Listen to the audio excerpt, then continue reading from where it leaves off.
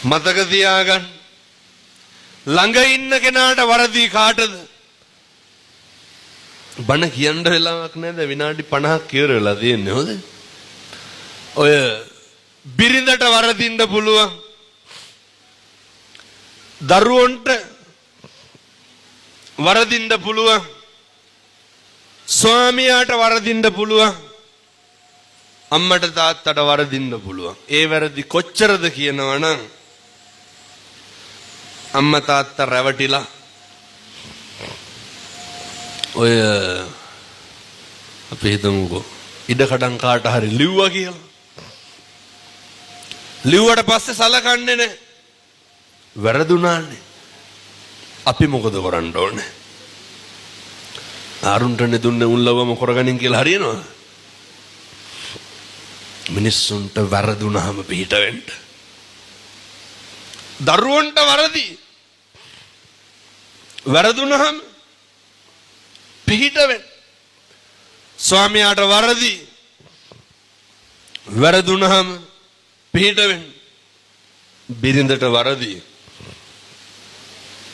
වැරදුනහම පිට වෙන්න.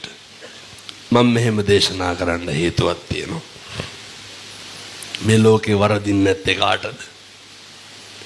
මේ ලෝකේ අතපසුබීම් වෙන්නේ නැත්තේ කාටද?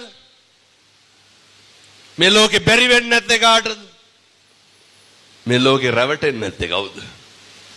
හැම කෙනෙක්ම රැවටෙනවා. හැම කෙනෙක්ම අහු වෙනවා. හැම කෙනෙකුටම වරදිනවා.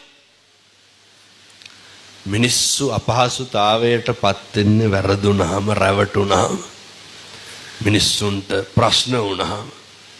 ඒ වගේ වෙලාවට ඕන සනසෙන්න පින්නතුනි. ඒ වගේ වෙලාවට මිනිස්සුන්ට ඕන නිමෙන්න. පන්සලේ හාමුදුරුවන්ට වරදින්න පුළුවන්. එහෙමනේ.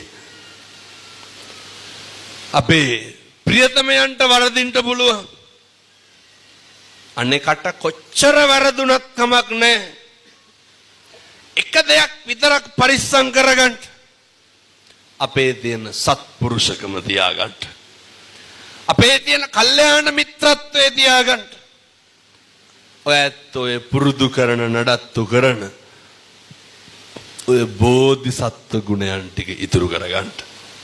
මොකද අපිට ඉතුරු වෙන්නේ මොකද්ද? ඔච්චරයි.